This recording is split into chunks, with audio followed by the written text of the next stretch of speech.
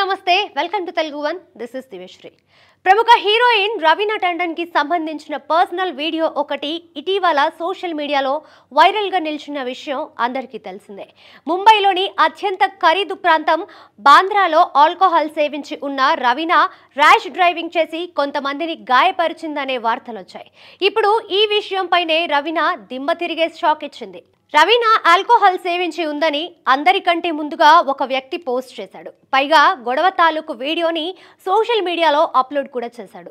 దీంతో చాలా మంది అది నిజమని అనుకున్నారు. ఇప్పుడు ఈ విషయంపైనే రవీనా సదరు వ్యక్తి మీద 100 కోట్ల రూపాయల పరువు నష్టం దావా చేసింది. తన లాయర్ ద్వారా ఆ వ్యక్తికి నోటీసులు కూడా పంపింది. ఉద్దేశపూర్వకంగానే రవీనా ప్రతిష్టకు భంగం కలుగ చేయడానికే ఆల్కహాల్ సేవించినట్లు తప్పుడు వార్తలని రాశారని రవీనా తరఫు లాయర్ సనా ఖాన్ పేర్కొంది. ఇక రవీనా కేసులో దర్యాప్తు చేసిన పోలీసులు విచారణ కూడా ఇవ్వడం జరిగింది. రవీనా కార్ డ్రైవర్ కారుని పార్కింగ్ చేయడానికి వెనక్కి తెస్తున్నాడు. అదే టైంలో ఒక ఫ్యామిలీ కారు వెనక బాగానే నడుచుకుంటూ వెళ్తోంది. రివర్స్ చేసేటప్పుడు వెనక ఎవరైనా ఉన్నారా లేదా అనేది చూసుకోవాలంటూ డ్రైవర్తో గొడవకి దిగారు. ఆ గొడవ కాస్త పెరగడంతో రవీనా అక్కడికి వచ్చి వారి నుంచి డ్రైవర్ని రక్షించే పని చేసింది.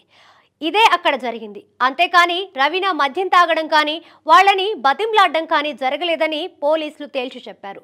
సీసీటీవీ ఫుటేజ్లో అదంతా క్లియర్గా ఉంది.